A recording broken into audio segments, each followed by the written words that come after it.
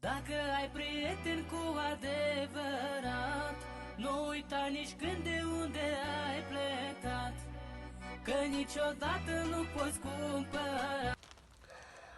Salutare tuturor, dragii mei, astăzi venim cu o surpriză frumoasă în suburbiile Moscovei și anume în Kalantayeva.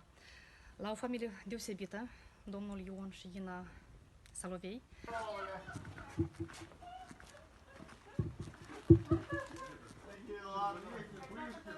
Здрасте. О.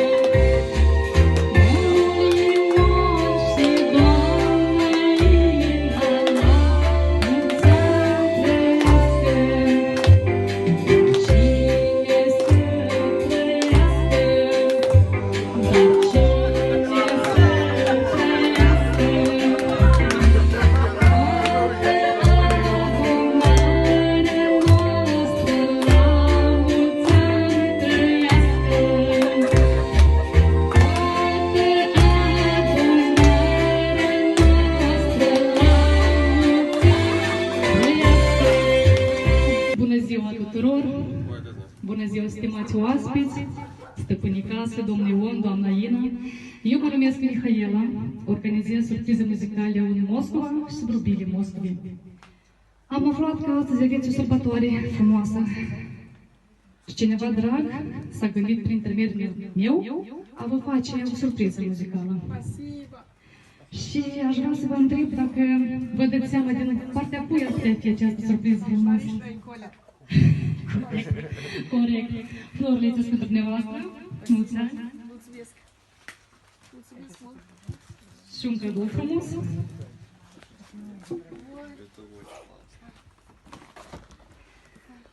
Asta e pentru dumneavoastră. Să îmbălțăm masă sărbătoare. Și fiindcă ați ghicit din partea cui este această cadou, dau citire câtorva versuri frumoase. Vin așa mai departe, vin așa mai aproape de dumneavoastră. Astăzi, 15 septembrie 2024, dragii mei, ați hotărât de bunăvoie să declarați în fața preotului și al lui Dumnezeu Sfânta Taină, adică cununia, care sfințește legătura dintre voi și vă dă putere duhovnicească pentru a întemeia o familie creștină.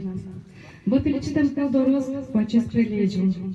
Vă dorim multă sănătate, putere, răbdare, căsnicie fericită, o viață frumoasă împreună alături de copiii dumneavoastră, fiica Iana, fiul Ion, nepoțica Veronica. Corect, da? Corect am spus? Așa? Da.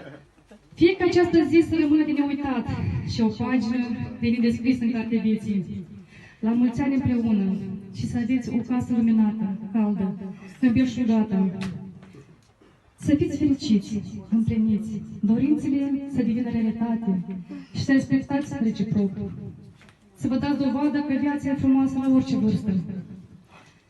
Draga mea tanti Ina, în afară de meserie pe care o posezi în calitate de soră medicală, ajutând oameni de pretutindeni, ești o femeie puternică, pozitivă, primitoare, necătând la faptul că ai avut o viață nu chiar bună, dar ai trecut peste toate, ai pus efort și ai trecut, ai șters lacrima și ai mers mai departe pozitivă. Cu părere de rău, eu nu am mamă, dar dumneata ai înlocuit-o. De-am avut o bucurie, am împărtășit-o amândouă. De-a curs o lacrimă, pe umărul tău am lăsat-o. Împart toate secretele, mă ajuți când am nevoie și îmi dai sfaturi bune. Pentru asta îți mulțumesc din toată inima. Nu mi-ajunge cuvinte de laudă și de mulțumire. și să știi că îmi ești ființa aproape sufletului. Vă felicit, scumpii mei, și vă doresc tot binele de lume. Surpriza vine din partea celei de-a doilea fiice, Marișca. La mulți ani, dragii mei! Lacrimi de fericire, lacrimi de bucurie. Sunteți foarte bravă, sunteți o familie puternică, frumoși la suflet și la chip. Nu uita nici unde